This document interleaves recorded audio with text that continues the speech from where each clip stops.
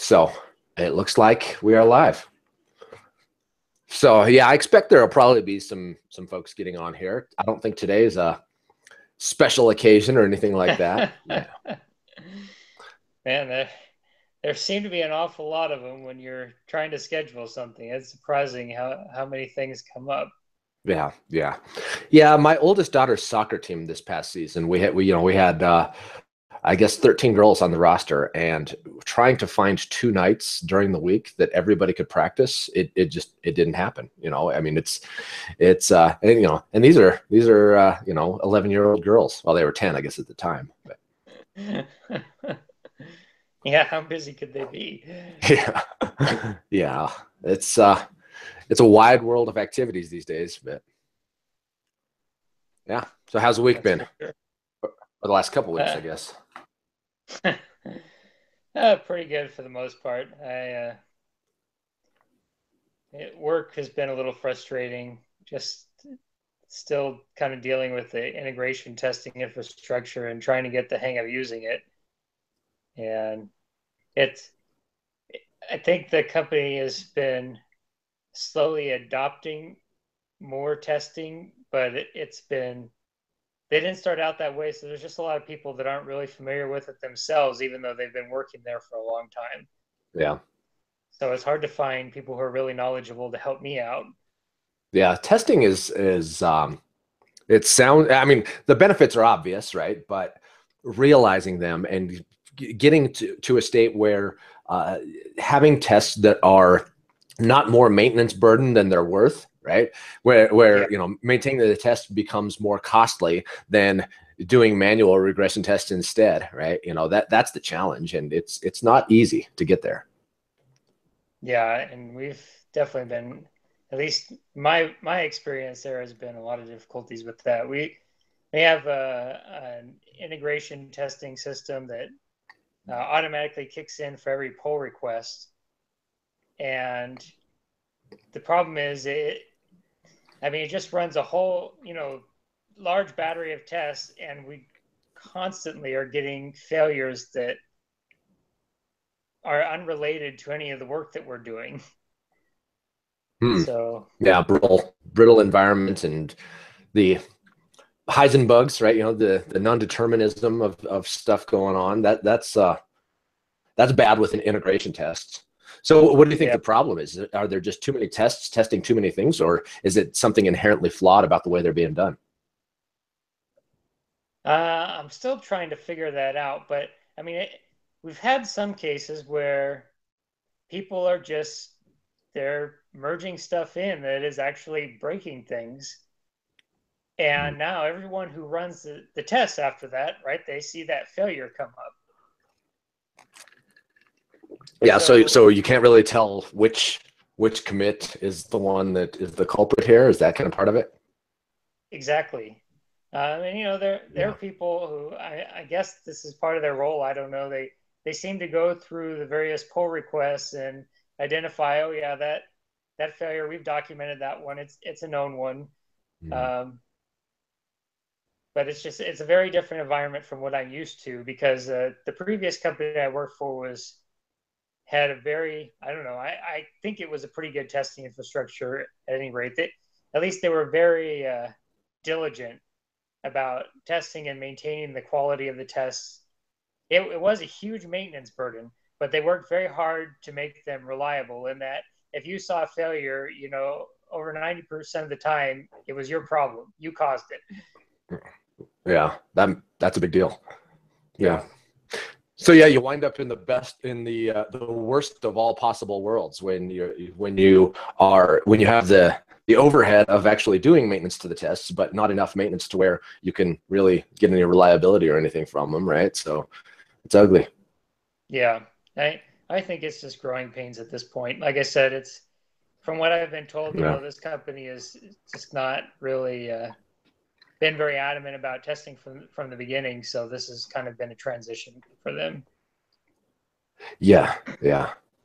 I keep coming back to it. I always reference the Dan North blog post, the Introducing BDD blog post. That's kind of the genesis of behavior-driven development. And he talks about test-driven developments, that it wasn't this, the gradual wax on, wax off process of slowly becoming a master. It's more of a series of blind alleys and dead ends that, you feel like you've wasted, so much time going down all these wrong paths before you ever come to any sort of enlightenment. And I think that it's a slow process, and the guidance that's out there, I don't know if it's possible to really have good guidance to where you can really get to a point of learning to test well, learning what you should and shouldn't do, the right balance of having integration and unit tests. And I don't know, I don't know that I've ever seen it really done well, actually. Yeah, So at least not in the ideal sense that's often presented. I hear people talk a lot about the testing pyramid, and yeah, even the company I worked for previously that was very diligent about testing was a long way from that model. And we had talked about moving in that direction, right? And that was the goal, and that there were some steps taken, but still, we were way. I think they call it the ice cream cone shape. Really heavy on end-to-end testing and that kind of thing, and yeah, very few real unit tests. yeah.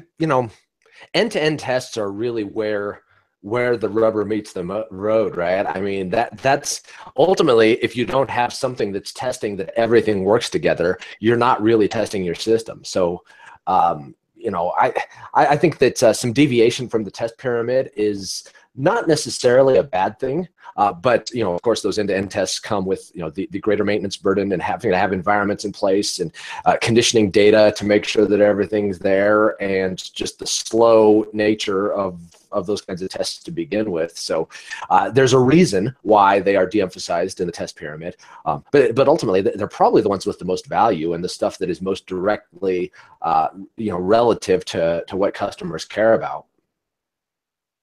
Yeah, I definitely think that's a very valid argument for them, and I mean it that they are definitely very valuable. But what proponents of the testing pyramid say, of course, is also true to run, which makes it very hard for you know to do it on a regular basis before every check-in or something like that, right? I mean, Yeah, once you have those things, it becomes a real time burden. yeah. Yeah, running integration tests on a developer machine before checking in is just not practical. It's not going to happen. So, but yeah, Yeah, I mean, I think you really but need to treat them like a manual tester, right? You're going to ship this stuff off to a dedicated environment where they execute, and I mean, it's just like having a person, executing a test script. You're going to get a report on it, and you're going to have to track that thing down after the fact. yeah, I mean, I definitely agree with you that they're very important, they're very needed, but I also do like having the idea of having at least some set of tests that developers run before they submit their code. It can catch bugs before they submit it to begin with, other than getting a report at the end saying, "Well, now you got to hunt this down and fix it." Yeah, yeah, definitely lower cost that way. Yeah, absolutely. So yeah. There is no one right way, but yeah, I think the test pyramid is pretty good guidance generally.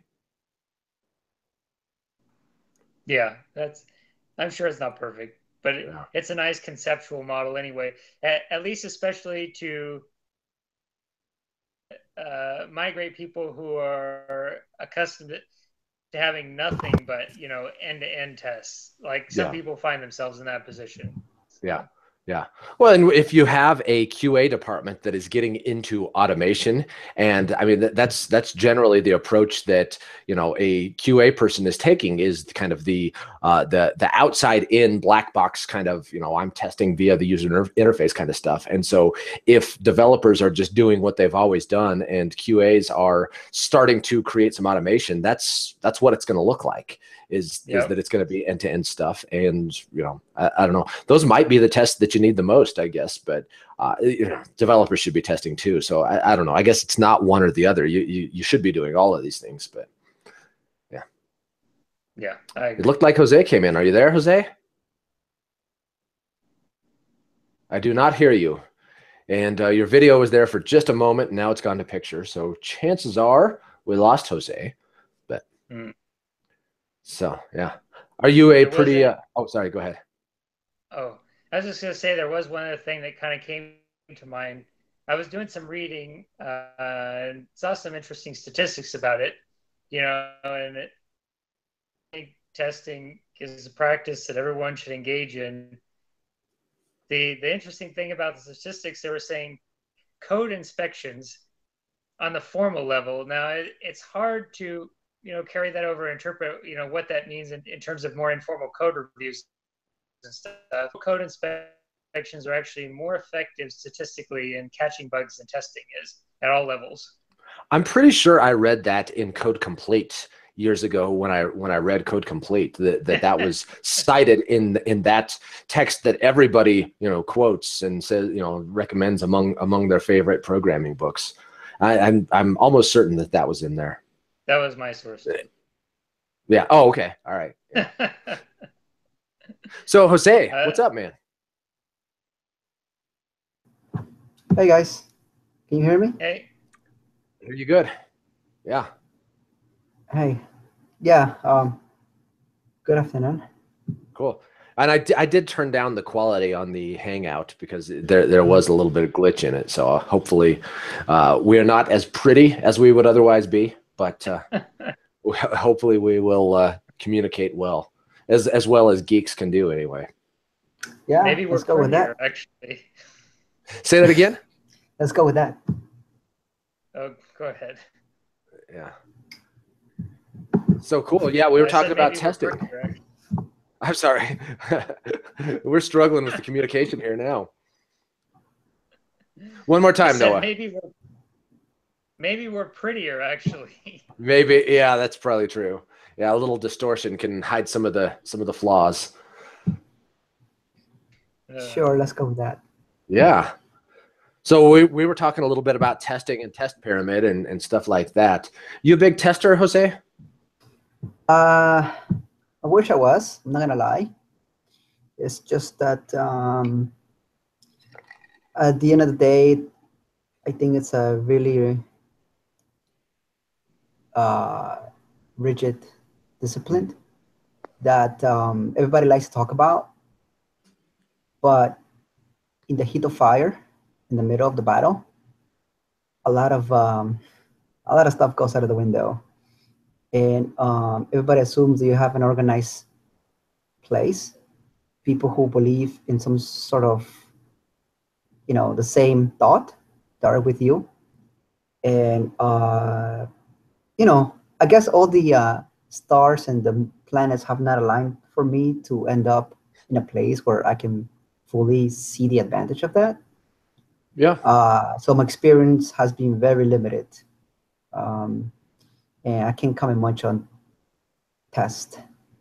I can see from a theoretical perspective that they're great, and that it feels good to have some sort of mechanism that allows you to what is it to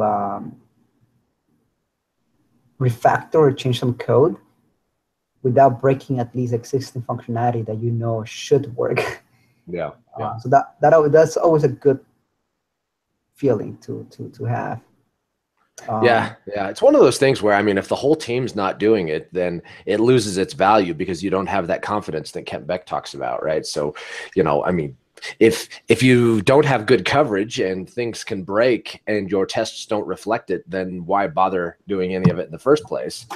And I guess, I mean, there is still, and then there's a distinction between test driven versus just doing testing, right? Adequate coverage, test after, whatever you want to call it, right? And yeah, it's I was commenting to Noah before you got on here, Jose, about Dan North's blog post introducing BDD, that he talks about that learning to do test-driven development was really a circuitous, blind alleys kind of a path, and it's not something that you just kind of grow over time. It's you do a lot of things really badly and you suffer the consequences, and you have more maintenance than you would have had otherwise. And maintaining the tests becomes a burden that is, that costs you more than developing your application, and it hurts. And it's hard to find a path that actually provides value. So I think there's a lot to that in reality, it's not always, the beautiful thing that many zealots would have you believe. Yeah, that's what I said earlier. In theory, everything sounds fine, but from all the places that I've joined and I interacted with different people, it's like, man, all this theory, all these talks, all these posts, they don't mean crap. Show me the Yeah. code. Yeah. Show me a day-to-day thing that you're doing what you are preaching. Yeah. So, and I have experienced that it makes you go faster, right? Mhm. That the kind of the counterintuitive assertion that spending time writing tests makes you ultimately faster. I've experienced that, and it's real. But a lot of things have to go right for that to be the case, and it's not always that it works that way. Right. I mean, assumptions, right? One of the first assumptions I like to throw people in the faces when it comes down to that, sure, you're assuming that I know the requirements ahead of time. Yeah, absolutely. Or at least some sort of solid requirements that I'm not saying that there should be like set in stone, but at least requirements that I have some requirements. I mean, there's a image joke now going around the Twitterverse where don't worry about requirements, just start the sprint and go. So I wanted to laugh, and I think I did, but that's because it's so true. That sometimes the business was like, we don't have the requirements, we don't know what the client really wants, but we should get starting on like last week. And it depends on the problem, though, right? I mean, it depends on the business, depends on the problem, depends on how you're working with people. And in some cases, that might be exactly right, because you don't know, nobody knows what the thing is, and they need to see some kind of prototype, right? But really, I mean, that's what you're doing if you're in that situation, is prototyping. Right. You're not really building a product. You're building a straw man that they can decide if this moves in the right direction, rather than actually building something. Right. So once again, I go back to maybe I just haven't stumbled into the proper place and work with the proper people that actually take action on all these theories. So I just been unlucky, I guess, in this regard. So maybe one day I will get lucky where people actually go to TDD or some sort of test-driven, whatever you call it, and I'll see the light. That does not mean to say I have not done it. I have done it myself, not as thorough as I would like it or as I hear things to be. But I have seen some people where they start the test and they just have like empty test stubs with like assert equals true or assert is true or whatever, and move on like, oh, that's our test. I'm like, excuse me, I'm not a test expert. You're just hacking a code coverage report there. Yeah, like I'm not an expert by any means, but this doesn't feel right. Correct me if I'm wrong and enlighten me, please, because if I have a test that says assert is true equals true or whatever, just to pass a green test, like, why do you waste your time then? Yeah, that's nonsense. That's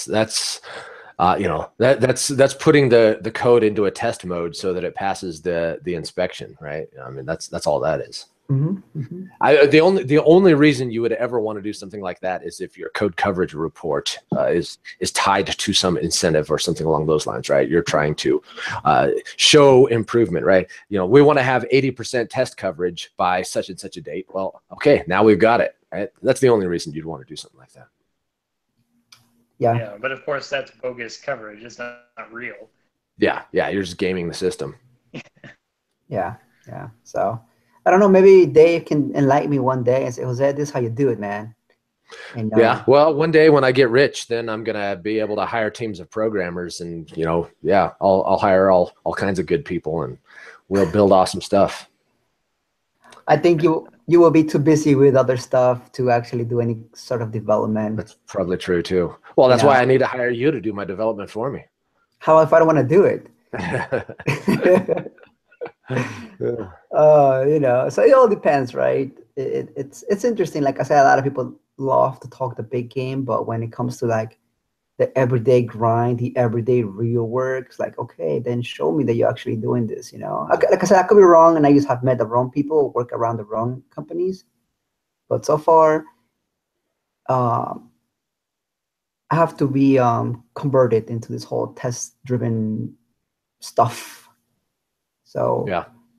The other thing too, I've been thinking about this a lot recently around functional programming, right? So I think there's something in common with, and some, it's far, far, far from all, but something in common with some people who are religious about TDD and insist that if you are not doing what they do, then you're doing it wrong, right? And I think that there's an element of that in this the functional movement as well. I mean, you know who these people are, right? They are the combative, types, right? And certainly, there are a lot of, I mean, the functional programming community is awesome. People I've had on the show, right? You listen to Brian Hunter and Jamie Dixon, and there's none of that, right? Mark Seaman, Evelina Gabashova, right? Nothing at all of that. They just have found something that works for them, and they're sharing it with people. But there is this other element. Did you ever see the South Park episode where, Kyle's dad gets the hybrid vehicle, right? And then he's like going to all of these events with people who drive electric vehicles, and ultimately the thing that comes out is like this. There's this cloud of smog that is moving eastward from California, coming from San Francisco, and it's overtaking Colorado, right? And so there's just this smugness, and like he's going to these parties where like this guy is the guy with the wine bottles is like, well, what do you want? Do you want the Cabernet, or he's like, just give me an empty glass. And so the guy takes the empty wine glass and farts into it, and then he's smelling his own farts, right? And this is the kind of smugness that you get from, I think there is an element of that same thing as the South Park, electric vehicle drivers, as there are in the world of TDD and the object-oriented programming is stupid, those kinds of things. So yes, I think there is certainly that was a long-winded way of saying that there are people that will beat you up over your experience, and I think that is a nasty way to be. Yeah. Well, the fact that there are people who have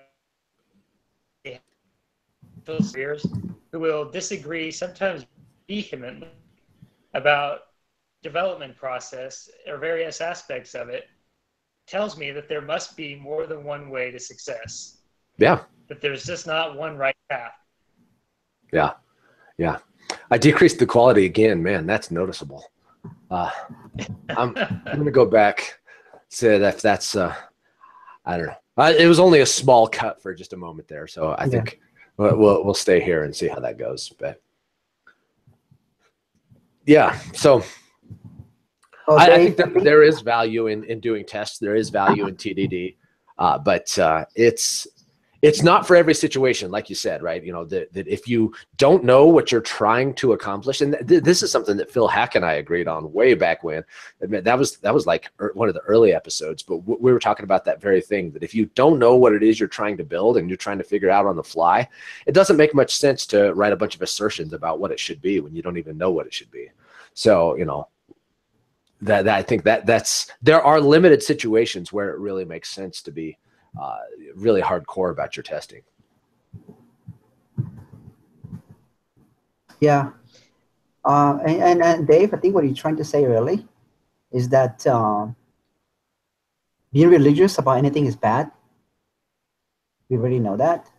And yeah, I've seen this types of people of if you're not with us, you're against us, kind of mentality. And that just poisons the well quite a bit for people who are interested or maybe interested, Yeah. And yeah, I think this will continue to happen. I think this is part of the human nature. This is not a technology situation or issue, if you want to call it that. It's more of a man, some people can just be total freaking jerks. They want to be right all the time. Yeah. You know, because of their whatever insecurity, ego, everything else. You know, it comes down to that. Really, it comes down to emotions, man. I'm telling you, everything that I have researched and go about comes down to the person. And I'll narrow it down to two things. I'm gonna get a little bit um, uh, psychological, even though I'm not a psychologist by any means. Comes into two things, and always comes into two things. All of those insecurities and all those egotistical things, and why you want to be right, and all this crap, boils down to two simple things. At least in my opinion. Okay, don't take this like, oh my God, this is the word, the gospel of Jose. Nice. No, not by any means. Two things. Okay, who you're trying to impress? Your mommy or your daddy? Remove all the layer of bullshit you're trying to lie to yourself and to others. Who of those two? Who hurt you the most, mommy or daddy? Or both? Remove all the layers, remove all the crap of, you know, being scientific like we developers tend to be. You're always trying to get a scientific solution or answer to something. But sometimes, like, no. Sometimes it's emotional. And when you ask yourself those questions, like, yeah, why am I like this? Why do I feel like I need to be right? Why do I feel like I need to push people my ideas? Why do I feel like functional programming or TDD or whatever is out there is the best way to do things, or is the right way to do things? And how or why I get religious about these things, you know? But it comes down to the person, right? Asking those hard questions. Yeah. Because if you think you are right and your way is the best way, how can something else come in when you have closed the gates? You get me? And it's up to the person, right? A jerk is going to be a jerk. That's what I figure out. And you could try to talk to them, and they're either going to thank you for it, or they're going to resent you for it, or maybe both, you know? So it's just one of those things, right? Like me, myself, I don't get involved with anymore. If somebody's open to conversations, by all means, like you said, there's some people who are really nice and willing to teach, and not everybody's a jerk in the functional programming movement. But there's some other people, man, it's like, dude, you're a nice person, but Yeah. this is where I get off. Yeah. Sorry, I went preaching mode there. You know, it's not just programming, right? I think programmers, probably it's more than the average population, because there is the hubris that Ted Neward talks about, right? You know, and the idea that we are smart people and therefore qualified to comment on any situation, kind of a thing, right? Which I don't know. I think there's an element of that. There's also the programmer, I'm a geek and I don't know humans very well, kind of a thing too. So I don't know. There's a little bit of balance there, but you know, and then there's the, you know, programmers are predominantly male, and there's the, you know, just sheer evolution, right? The confident person mates more is, you know, kind of the reality of the situation of especially being a male, right? And there are incentives to try to be the alpha, even, you know, try to project yourself as being more confident than you actually are, kind of thing. And historically, that has been the winning position. So I don't know. I might be talking nonsense. No, I think you're on a good path with there, Dave. It has to do also with the meritocracy, again. And now I'm not talking about within the company. I'm talking about in the community, right? Like Eric in his book says about the journeyman idealist. I'm sorry. Yeah, so, the idealist in the organization. Yeah, the journeyman idealist, who is not for the company but is for the industry. And I see that far too common in our industry, right? Any development, you know, whatever you're on, you know, whatever stack you want to call it, you know. And I don't think that helps anyone. That's why we have all these imposter syndromes issues all over the place. Because you don't want to come out and say, oh, well, I don't know how to do that. Yeah. And then, you know, you have to hide that. You have to defend yourself. You have to act defensive. And, you know, all these little other emotions come into place. And that's where logic just goes out of the window, which is ironic because we are people who, well, kind of make a living out of logic, right? And problem solving. Yeah. So where was I going with this? It's a human thing. It's an emotional thing. And that's I say because of myself. I have to admit I was religious about certain things a few years back, and what I figured out was that being so religious in something, I closed the doors to something else, some other things, and that hindered my growth, that hindered my expansion, and I'm hoping not to make the same mistake again, not to get religious about anything, whatever that may be. I'm not gonna say I don't believe in anything. I'm just saying, there's a quote there, hold your beliefs strongly but loosely or something like that. I don't know. Yeah, strong beliefs, weakly held. I think It's something like that. Yeah. So that's where I am today because I don't want to make the same mistakes that I did in the past, or I still see people do. This whole functional programming thing, right? People get so. I have seen some developers get so tunnel vision on is FP versus OOP, and I just read a book saying no, it's not about that. You do functional programming in OOP. It's a paradigm. It's not a language versus another language. It's not, FP versus OOP. It's not about that. It's just a different way of thinking.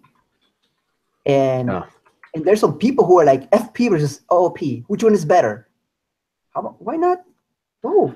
Why not use the right tool for the problem? Yeah. Yeah. Well, that's, both Scott Bloshin and Dave Thomas, right? Mm-hmm. We're talking about the joy of getting exposed to different ways of thinking. And that's what functional programming brought them, right? Scott Bloshin being, Mr. F sharp for fun and profit and all of that. And Dave Thomas, of course, popularizing Ruby and then moving into Elixir and just finding great joy from that. Dave, on my episode with Dave Thomas, which if you haven't listened to, he's fantastic. You need to hear that one. But he was talking about just that this shift in looking at things from a different way of doing it is it scales new peaks, right? You might be stuck in a place and you're in a local maximum, to use the mathematical term. And I wrote a blog post on Simple Programmer that was all about that, basically citing Dave Thomas from the podcast and all of that stuff.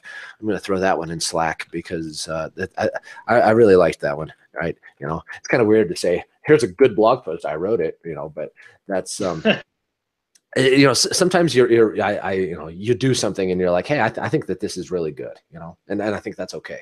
Hopefully that's not too smug, but I think that's fair. Yeah. But those guys really emphasized to just look at it from a different perspective. And I don't hear any of the object oriented is stupid from any of those guys. Yeah, it reminds me too of both Pavneet is all about empathy, right? No, always talking empathy, and I think that's really cool. And I hear, I see it all the time, right? Especially on Twitter, right? You're looking at, and people are talking about how somebody else lacks empathy, right? And it's whether it's politics or somebody thinking of something in programming, or whether it's I disagree with you and therefore you lack empathy. And I think the accusation of a lack of empathy, it makes me suspicious, right? When you say, hey, you or that guy lacks empathy, did you stop and consider their perspective? Did you stop and think about what they see, what they know about, right? Is it really true that they lack empathy? Maybe you're missing out on their perspective and not showing empathy to them, right? Is kind of my thinking there. So I guess that's kind of a long circle away from, well, it's really not. It's kind of the same thing, right? If I was an object-oriented programmer and now I've made the jump and I see object-oriented as the old way, maybe it's still serving somebody else, right? Take a moment to consider that, while at the same time offering, hey, here's something that might benefit you. I don't know. But I'm suspicious of people who say that somebody else lacks empathy. And I'm not going to say that they lack empathy, because then I would be doing that very thing that I'm now criticizing. But I'm suspicious. Yeah, it's irony. Yeah. I think it's a fair thing to be suspicious of. That's, man, it almost seems to be something hypocritical in that statement intrinsically. I think so, yeah. Yes. I mean, it reminds me a lot of, people who call other people intolerant. It's a very similar kind of thing. Yeah.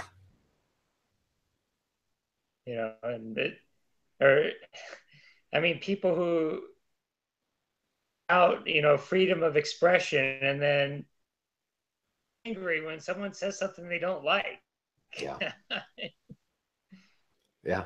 You should be free to express my opinion. Exactly. Yeah. So. Yeah, and the world has gone crazy lately, and it is troubling me. Have you seen this this thing that blew up at a college called Evergreen State? I think it's in Washington. Have you seen this thing? So this headline briefly. Yeah, man.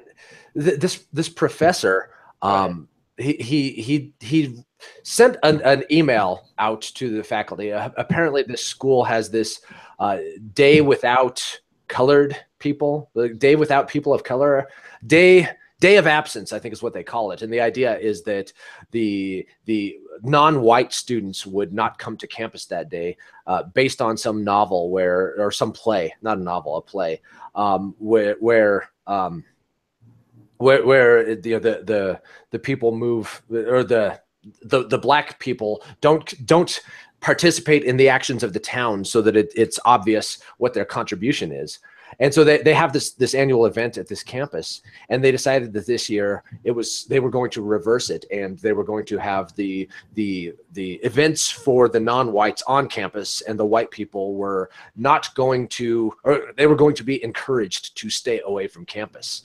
And this professor sent the email that said, hey, I don't think that that's a good idea. It's one thing to say, hey, we're not going to show up, but to say, hey, somebody else, you aren't welcome, it's not really consistent with the ideals we're trying to portray here.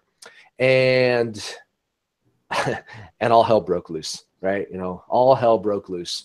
The accusations of the guy being a racist, just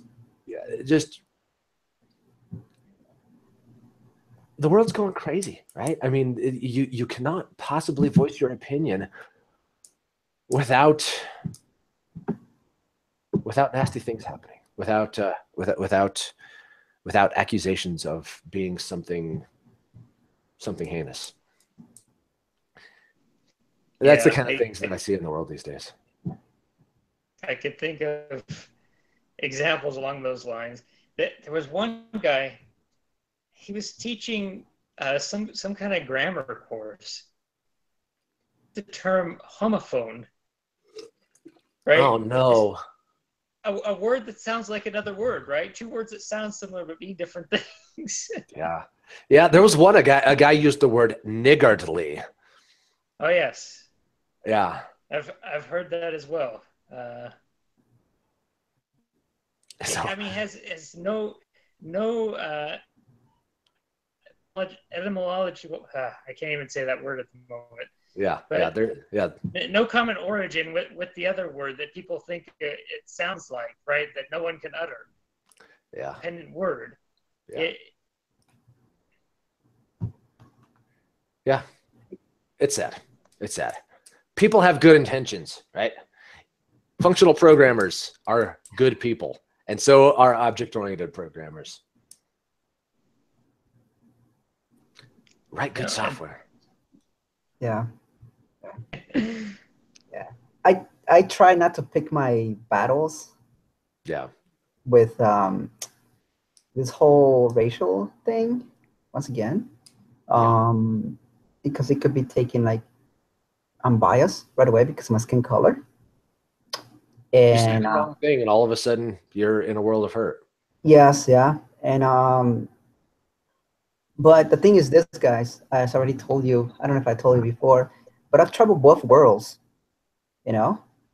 I have been on the side, the struggling side, where, living in a tough area, tough neighborhood, and I've seen what the people of color go through, right? Uh, just my sharing my experience, right? And I have seen what they say, and I have seen what they don't say, and what they believe, or what they're meant to believe, or led to believe, rather. And it's pretty disappointing because if we go by those beliefs, you and I, us three, should not be having this conversation today. You should be speaking right now to Josh, not Jose. Instead, obviously with a different skin tone.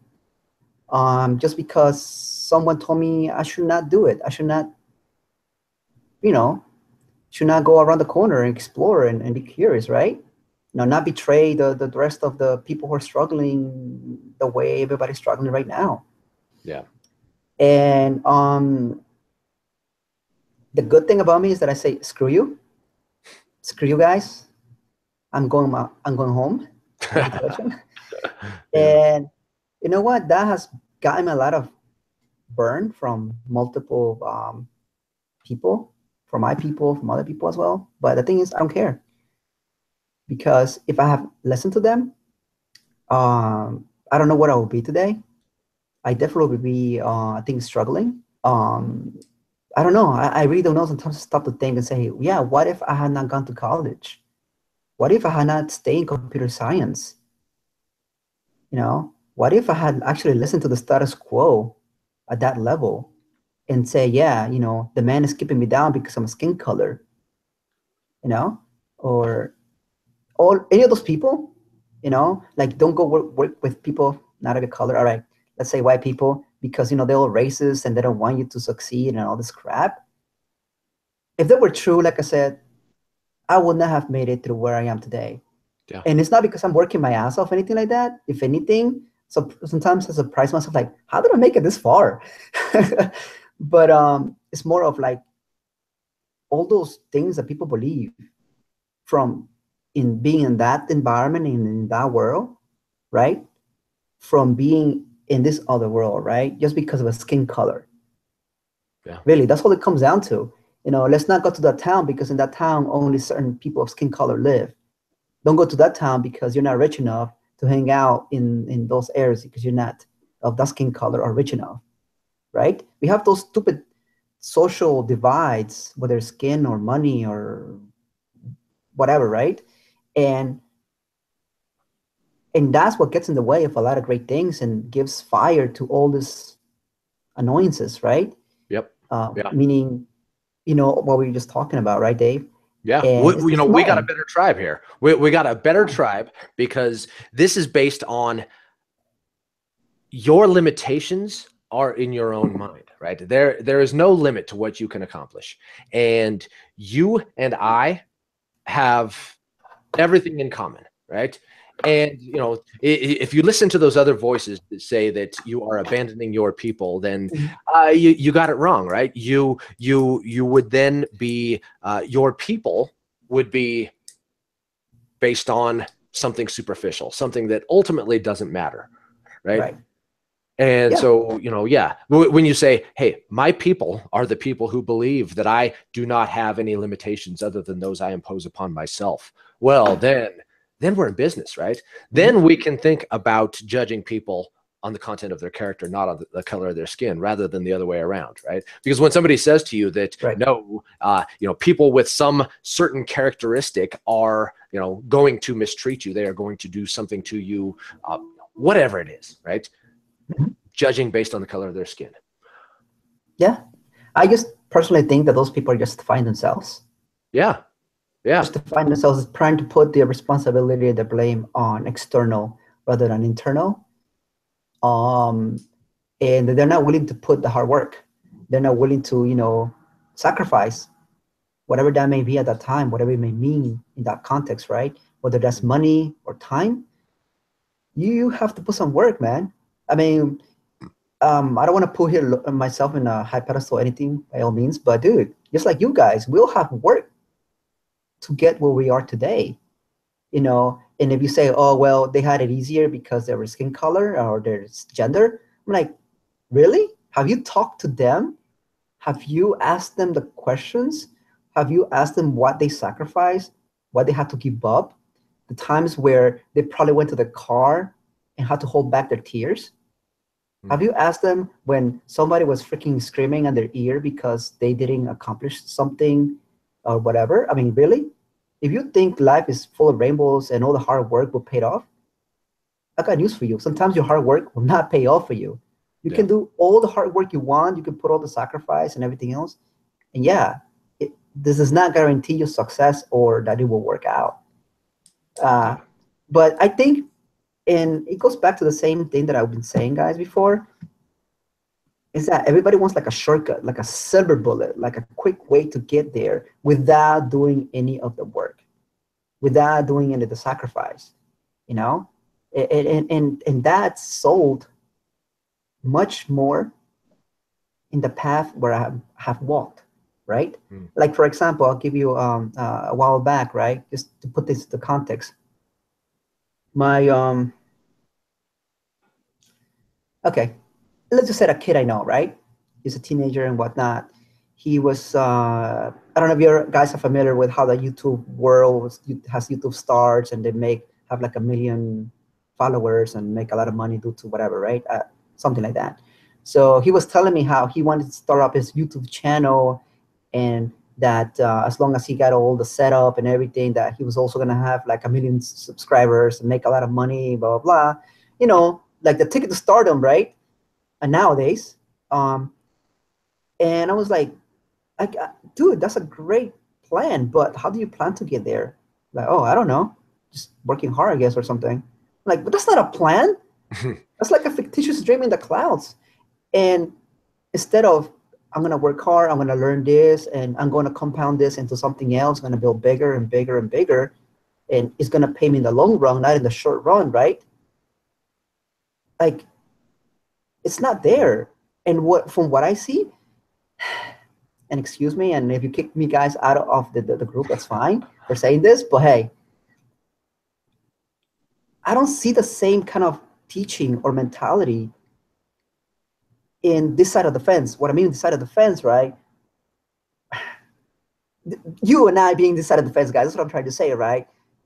You know, we don't discourage our kids, but we say, hey, yeah, that's nice, but you gotta, think of things, look at things this way instead. You know, don't go chasing or wasting your time on those dreams, and focus on something that's gonna pay you off dividends in the future. Like, plan today, and sow your rewards later on type of mentality, because everybody's trying to just make the day, live to pay off this or pay off that, but without having a plan in the long term.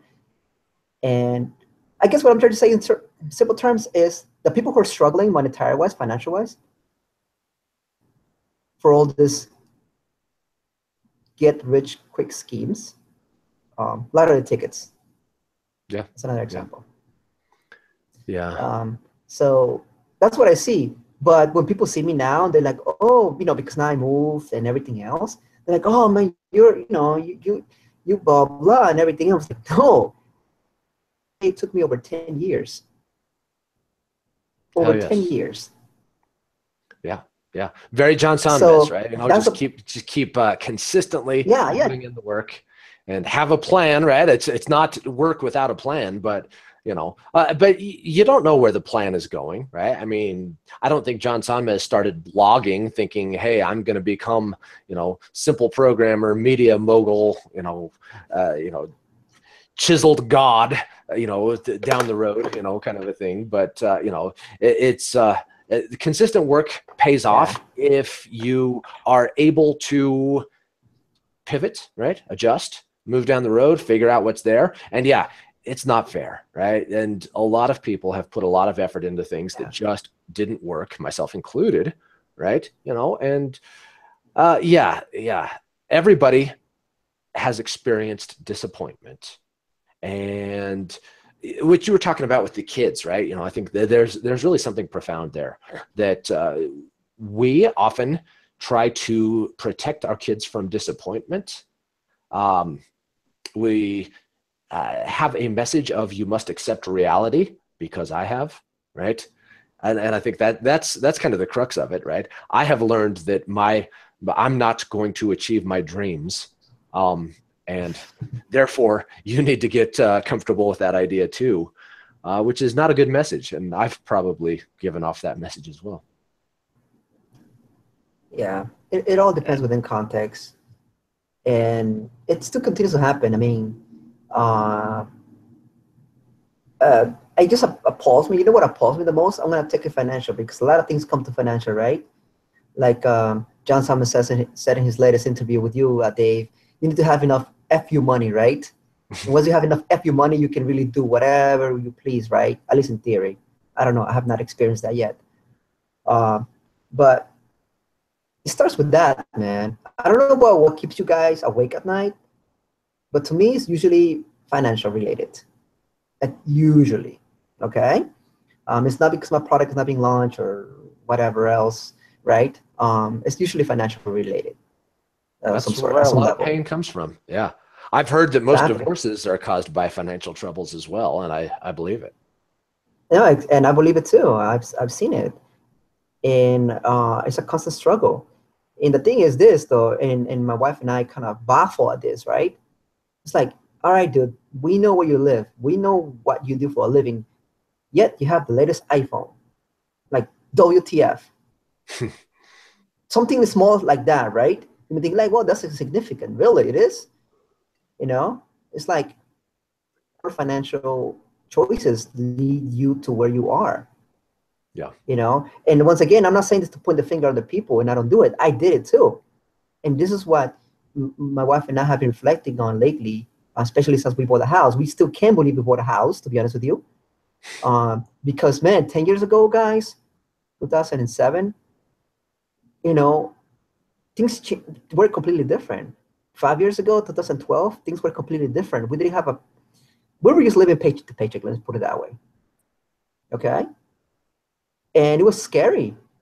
10 years ago, I had my first kid on the way.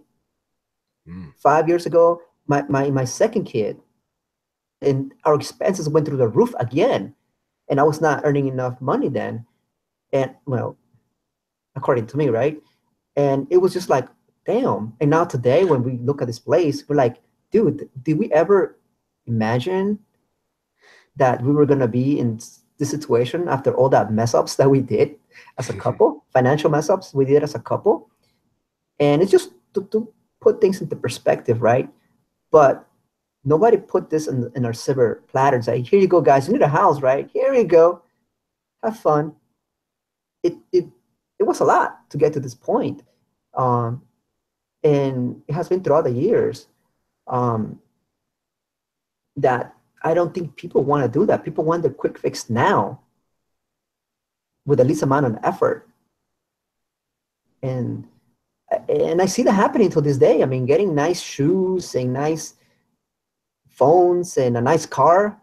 I hate to put it like this, but everything makes more sense in the context, right? Rather than some Joe Schmo, imagine, right? Some people that are very close to me, let me put it this way. They got dudes some really nice cars that I went to see them when I went to Jersey a couple weeks ago. I'm like, guys, how can you afford that? And I can't. Either you're making or racking the dough, really tons of money, or I'm messing up somewhere really bad because I know I'm a professional and you guys are not. So I'm doing something really, really wrong here that I'm not able to get a nice car like you guys have it. You know? Yeah. So those are the kind of questions, those are decisions that sometimes we don't see that are messing us up. We're always thinking about making more money, right? But we don't focus enough on managing that money, right? Nobody teaches us that. what we are taught are spend, spend, spend. And until people don't make the shift mentality, I think they will be stuck in the same way they are today, including us developers, because I've met some developers who are living paycheck to paycheck and cannot even afford to go out for lunch. When you ask them, hey guys, let's go for lunch. I can't, blah, blah. You know, it's either mortgage or lunch, not both. And I'm like, whoa, whoa, whoa. If you are, if you cannot spare, let's say $10, let's say in a month, I don't know. I don't know what to tell you. And I'm like, well, we earn pretty good money. Let's admit that. Even the junior guys earn pretty good money compared to other industries. Yeah. I think we suck with money. That's probably true to a large extent, and it's probably more an American thing than anything. But no, Dave, no, American. You have to. yeah. Well, Jose, can I just say one thing? Congratulations on your success. Right, you're a story of moving forward and doing good things. Right, and there's rewards for that. And you know, you're in the new house. You're in the new house, right? Yeah. That's why right now I'm still on the floor. I don't even have a desk. I haven't even set up my area. I mean, we pretty much moved in. Yeah.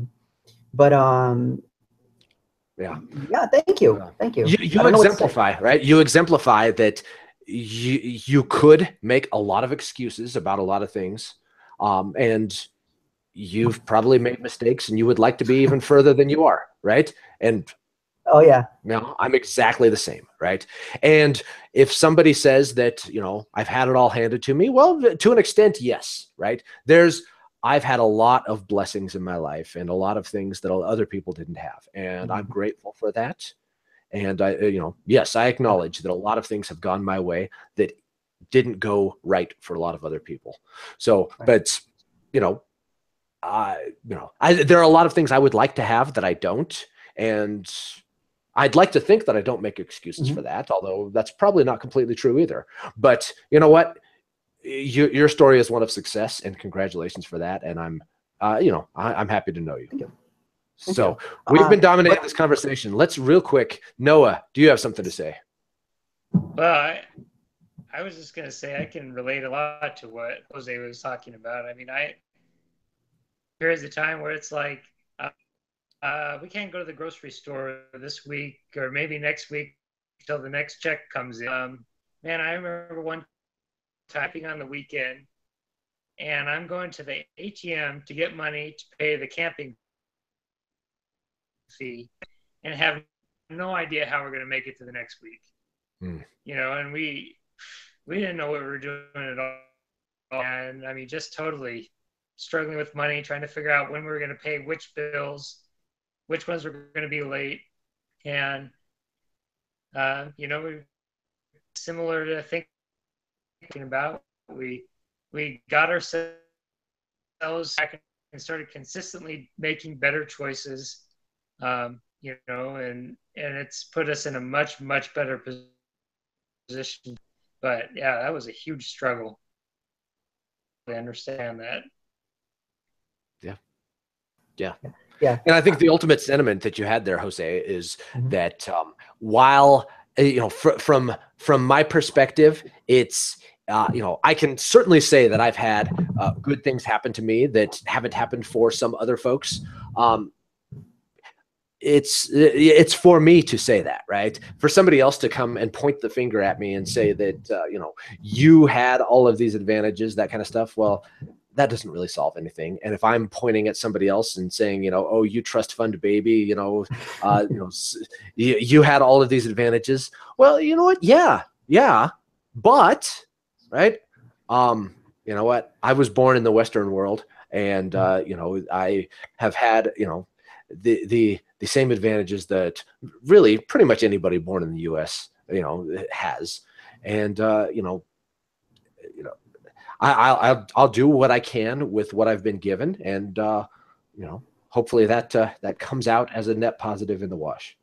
Yeah, but that's what thing annoys me, that people just put all these excuses, and and it's just like, why? And then, like I said, This is why we start to judge other people with skin color, the background or whatever. Like, yeah, but you don't know what they had to go through. You know, you use, especially all these blog posts that I'm seeing lately or articles I'm seeing about white male privilege and all this crap. Okay, my skin color doesn't say that, right? And I don't feel like I am or whatever. But what I'm saying is, like, it's another jerk calling a jerk, right? So it's like, what the hell? And it's just like, why are we doing this? Why are we wasting our time on such a minuscule stuff, right? Whether you're female or male, whatever your color your skin is, why are we making a big deal out of this? You know, wasting our time, wasting our intelligence, right? On time on this earth, which is very short, on this problem that we created and now we're trying to solve. You know, that's why I don't partake in those things anymore. And I stay kind of like, you know, I just play the fifth and, you know, back away quite easily because all I'm going to say is this, to summarize this whole thing, right? What I'm trying to say, if there was really a man, if the man was real, if the man was really trying to keep me down, right? I would not have even graduated college, let alone everything that I have accomplished since then. If the community, if the computer science industry, right, the programmer field was dominated as some people claim it to be, right? I would have been stepped at the door, right? I would have stopped the door. Somebody would have made my life a living hell. Somebody would have said, you're not going to make this. I would have been put in the worst projects. I would have worked with the worst things. I would have seen preferences. And so far, you know what, guys? I have not experienced that. Just due to the color of my skin, you know? And I have been around plenty of developers with different skin colors and different backgrounds. What was consistent among those developers, it's not their gender, it's how big of jerks they are. The hubris. That's been the most common pattern that I've seen among developers. Not their skin color, not their gender, the hubris. The damn inflated egos. That has been true. Because other than that, people would have made my life a living hell because of my skin color and kicked me out of the industry, and I would have given up and just do something else. But guess what? The man is, I don't know, it's a straw man, I think. And it's an excuse for people not to work hard, not to do something that they, you know, that they probably should give it a shot. Yeah. Here with you guys today, if the man was real, right? Because you'll be talking to Josh. Well, either the man's not real or you have overcome the man, right? And really, how do you overcome the man? By not letting the man get to you, right? What's that? Is there any man to begin with? That's my whole point. Well, I don't know, right? I mean, I don't know, right? You know, I hear a lot of people having bad experiences, right? You know, especially women in technology, right? And, you know, some women say, hey, I've never had a problem. Some women say, you know, have stories of problems. I don't think they're both wrong, right? I think there's probably elements of truth to a lot of these things, right? Their hostility toward women, I don't think that that's the general nature of software. But does it exist? I imagine it does, right? I mean, I haven't ever seen it directly. I don't think. I mean, if I think back in the experiences that I've had with women developers, I don't. You know, I mean, I think that depending on how you interpret it, right? Yes, I've seen and experienced myself being attracted to females around me, right? And in my younger days, I may have expressed that in, you know, vocally in ways that no way I would do now in a work environment. And is that harassment? Well, I don't know. I don't know. Maybe it is. Maybe some people were uncomfortable and chased away because of some of those things. And I think, you know, we learn a lot over time, and, you know, everybody has perspectives. Is there a man? Well, maybe, yes. Right. I think there is some man, but it has a lot less power than you think it does. And it has the power that you give it mostly. Right. And if you take the attitude that you have, Jose, well, then the man has no power over you. You know why? Because the man is right here. Yeah, damn right. That's what that's where the man lives, or at least a big part of it. And just like you have the power to give the man power, you have also the power to take it away. You know, that's it. Uh, and like I said, yeah, it's easier to put excuses and to point out the fingers, right? It's always easier. I've done it. I still do it. I'm not gonna lie. But at least here in the U.S., right? I cannot speak for anywhere in the world, anywhere else in the world, really. But here, at least in the U.S., I have seen that if you bust your butt hard enough, long enough, something will give. Something will give at the end of the day. It may not be what you started. It may not be what you had in mind, but something will give. Because if somebody told me that I will be where I am today, I would have never believed them, because I still narrate to the first time when I walk into, a computer class, pure fun for me. That's it. I did not imagine. I did not think about how much money I was gonna make, like I hear in the podcast, right? Or my parents taught me, guys. My parents were factory workers. My dad is still factory worker today. You know, they didn't even know what a computer was. Yeah. But this is one of the positive things, right, Dave? Like you said, some of the privileges. Now I say it's a privilege that my parents never limited my beliefs, especially my dad, right? Wow. What a gift. What a Yeah, gift. so That's awesome. yeah, no, definitely, and I attribute that curiosity to him, that he never. I mean, from the whole small. I mean, all this getting away from the small town came out of him. It's like the world can't be this small. The world cannot just be this. There has to be something more out there, and that's exactly what I inherited. Like I was like, this can't be it. There has to be more. What's around the hill? What's around the corner? Sometimes I get burned, but sometimes, hey, it works, right? And I Moana think the that's the adventurer. curiosity. Exactly. And sometimes that's what people talk about, risk, right? Mm-hmm. And I've met some people who are great, but they're not willing to risk. And that's sometimes what holds them back. Who's holding you back? You. You are, really, no one else. Yeah. That's why I said that the man lives in the head, and that we give the power that we want to give him or her, whatever. You know what I mean? So, yeah, I mean, one of my things to do, guys, is to go back to, I don't know, trouble neighborhoods, or areas where low rate of graduation or whatever, and give my story, right? Not to put myself on the pedestal, but to show people with an example, right? Not with some random story that I met that talked to, blah, blah, blah. No, with me, hey guys, if I did it, you guys can do it too. But you have to sacrifice. It's not going to be easy. Sometimes you will want to give up. Sometimes you just want to, call it off and just curse the world. But if you persist, if you push through, good things will await for you at the end of that road. You're an inspiration, brother.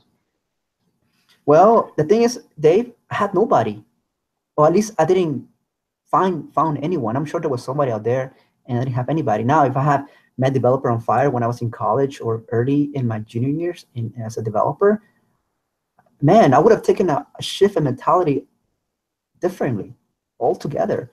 Yeah. But Well, I you didn't. do have a story that you need to share, just like you just said, and it starts on a podcast. I know where you're going with this. Indeed. Yeah. I know, Dave. I'm not trying to mess you up, man. I know. My wife tells me the same thing. She's like, dude, you get in your little. Yeah, she's like, yeah, she's actually, pushing me through. I mean, she has been there to the good and the bad. Once again, we're struggling financially, like Noah was saying, right, where it was like bills either for this or that. You can have both. You gotta take the good with the bad, man. Yeah. You really do.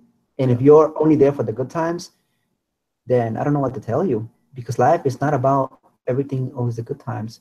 And this is my take on people's high reels or people's highlights. I hate them. I really do. It's like having the Rocky montage. Yeah. Seriously. How come we never see Rocky injured or winded out? So we will see Rocky winning those damn montages, right? Yeah. And that's the thing, that that's what I told you, Dave. That's not where life happens. Life happens when it's the day-to-day grind, the everyday practice, when things are boring and uninteresting. Yeah. You know, so, but that's what people want. I'm sorry. Yeah, actually, it's not for you because you are an anti-Star Wars guy. But you know, swamps of Dagobah, the magic happens, right? No, wait. If we're recording this, if we're recording this, I know a bunch of nerds are gonna watch this and they love Star Wars or Star Trek, whatever. But Dave said it's not accurate. So I'm not anti-Star Wars. I never said that. You said I'm not a fan like most of you guys are. I understand some concepts, but I'm not a big fan as you guys are, hardcore nerds, and beat me up in the closet or something. Well, all of that stuff I said about you being part of our tribe, I rescind all of it now. So, damn. So I am gonna get kicked out of a club. That's fine. The fact you said Star Wars and Star Trek, whatever, in the same sentence, same thing. It's an indication right there that you're not a follower. So it has nothing to do with my skin color or anything like that. I just did that in one sentence and wrong. Is that it? Yes. Yeah. Yes. You have Gungan blood in you, and I think that is the problem. Oh no. Oh wow! I don't understand that. I feel kind of freaky now. I just made that up. That was terrible. But yeah, I was trying to turn it into something, some kind of racial component of something. But yeah, it's yeah. And guys, if you don't know, I can't talk about race or anything like that because I have been acquaintances and friends with multiple people from different parts of the world. And if you don't know, right, my wife is not even from a background. She's not even Latino, Hispanic, or whatever the freaking denomination is, right? Oh, she's not. Oh, I didn't know that. Yeah. Oh, you didn't know that? No, I don't think it ever came up. That's no, but that's what I'm saying, right? If I'm gonna be like, I guess the word racist, right? How can I be? Most of my coworkers and my acquaintances have been from all over the world, right? That has always been, once again, my curiosity, right? To get to know people from other parts of the world. And my wife, she's not, my ethnicity. My kids, if you want to call them that, their backgrounds are two different backgrounds, two different cultures, right? Yeah. And I'm okay with that. To me, they're kids, right? My kids are my kids, regardless of whatever mixture they are. Yeah. So, yeah. Well, that's me too, right? It starts at home, right? Yeah. Yeah. My dad spoke Spanish before English, right? I mean, he came from a rural, Hispanic background, and it's a mixture. Yeah. Exactly, and you know what?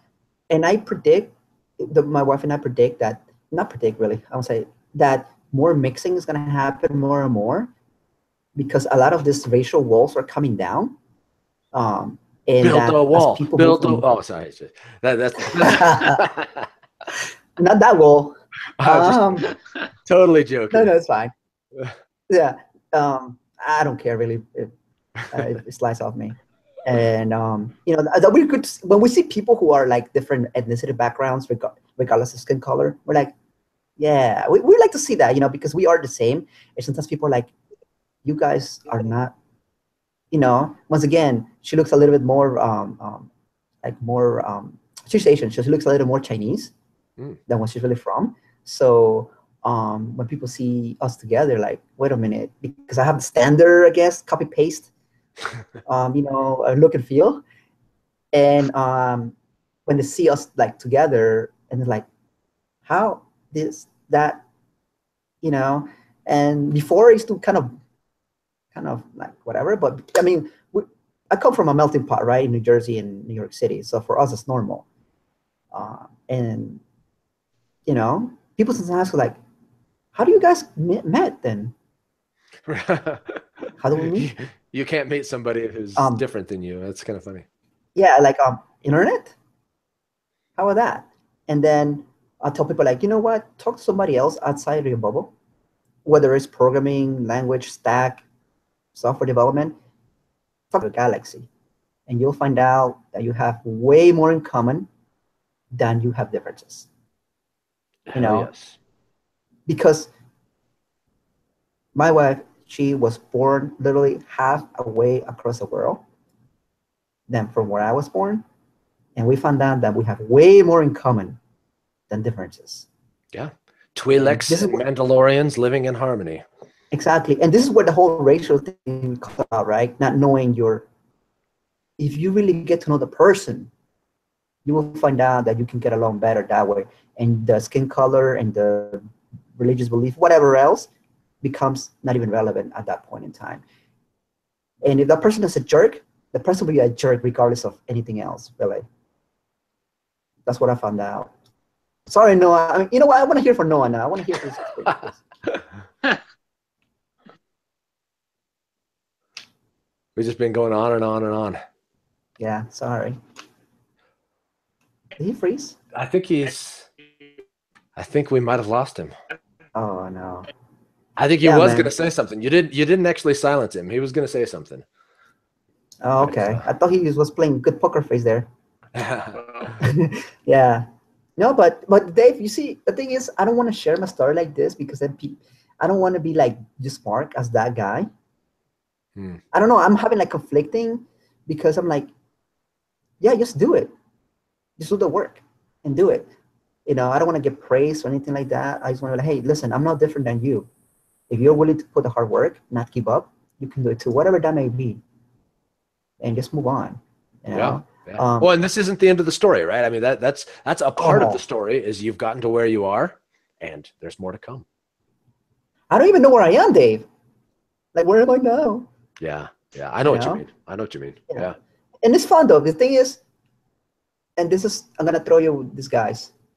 What I learned from do not take your thoughts too seriously. Do not take your thoughts too seriously? Yep. Yeah.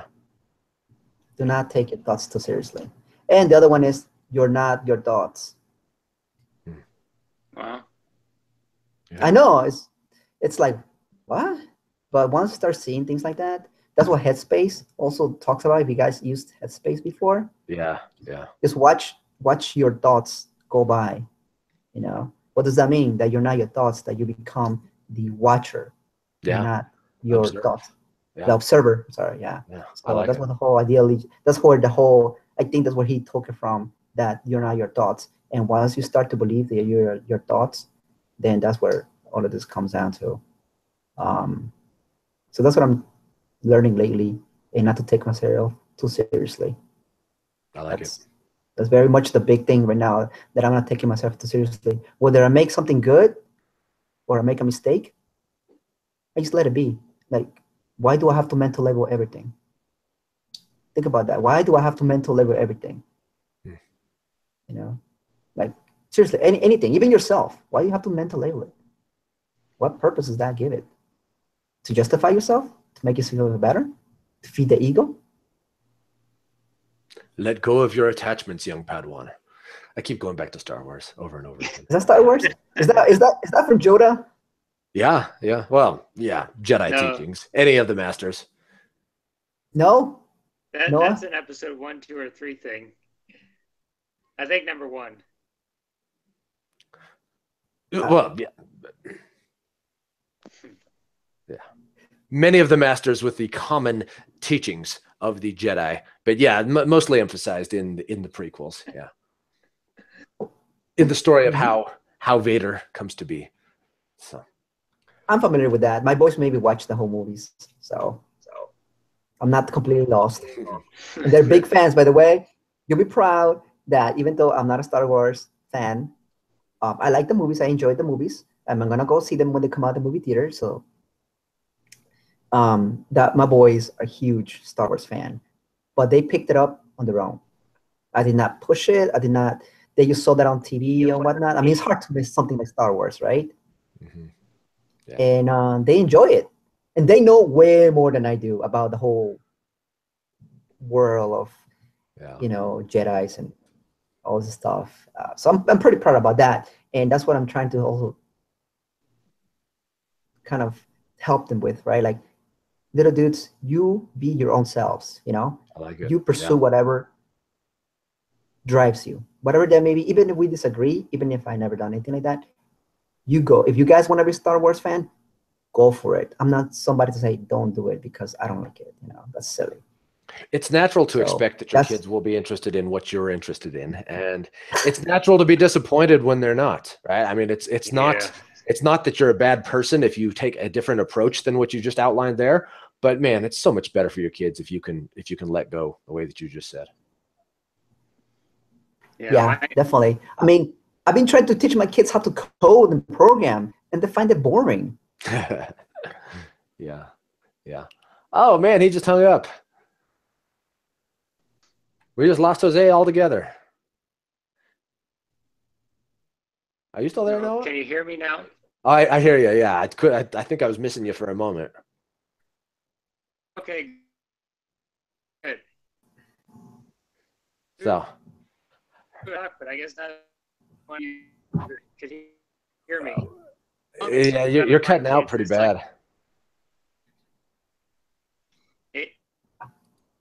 Ultimately, if end up agreeing with my beliefs and they think a different way, that's fine. As long as logically and purposefully think them through as they want, as long as they think about it. What more can you ask for than that, right? Yeah. Is that better? Oh, I took it all the way down on the quality. I think that turns off the video completely. But no, I can still see you. I see it now. It looks terrible because as it got bad, I went all the way down. But anyway. You look like there we go. It's getting better. Yeah, I'm messing with the quality. Oh, okay.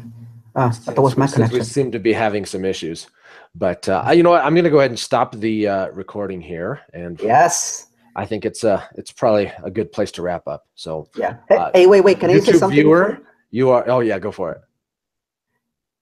If you think this is where the real conversation happens when we're recording, you're wrong. You are wrong, my friend. Whoever you are watching, watching the recordings, if you think the real conversation happens now, you're wrong. You know where the party's at? In the after party. All right, the after party. We're about to have the real conversation. Yes. All right.